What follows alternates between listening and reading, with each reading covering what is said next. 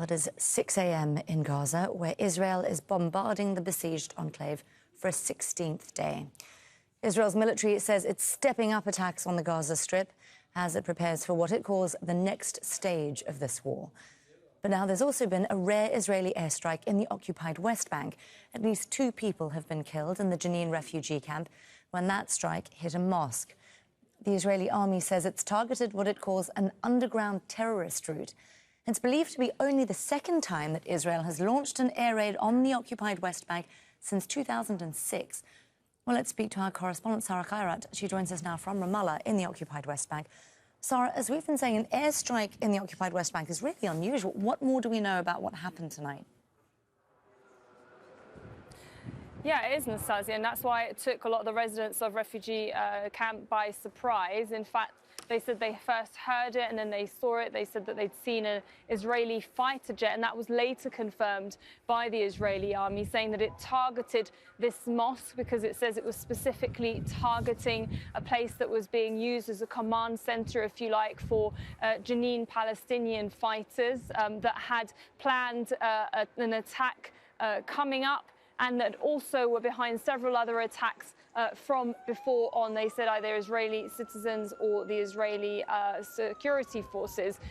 Now, interestingly, this particular mosque was the center of a siege that happened back in July for 48 hours, where 12 Palestinians were killed.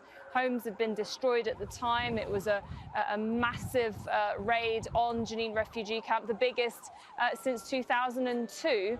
And during that time, the Israeli forces had tried to destroy tunnels underneath the mosque that they said the Palestinian fighters were using to move around undetected because of these raids that Israel keeps carrying out on the refugee camp. But they hadn't managed to catch any of the fighters at the time. Now they're saying that the Palestinian fighters, which are part of the Jenin Brigade, were part of the Islamic Jihad and Hamas.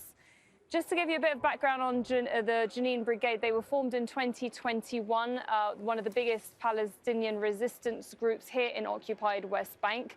And they've been really a cause of concern to the Israelis because they are armed and they've been behind a lot of the attacks that have been carried out against their forces.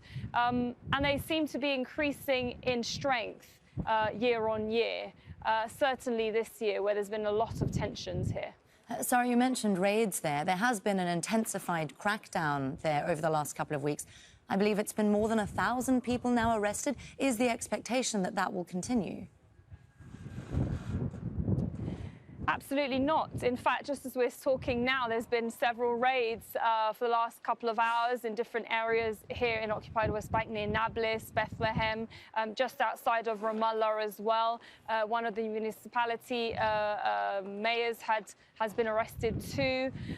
So those are not going anywhere. If anything, they're being stepped up. And of course, one of the biggest series of raids that happened on Saturday into across occupied West Bank, they arrested more than 100 Palestinians. They said mostly, the Israelis say mostly Hamas members, and that's been verified by Palestinians here. So, but apart from those that they're targeting, which is Hamas members, they've also been arresting people that are posting, activists or journalists even, that are posting anything that's towards support for those that are in Gaza. Of course, there's an assault by Israel, a war on people in Gaza. And also, we're seeing that people are too scared, if you like, to protest against that because they're worried of those arrests. There's definitely a lot more fear amongst Palestinians here of what's yet to come.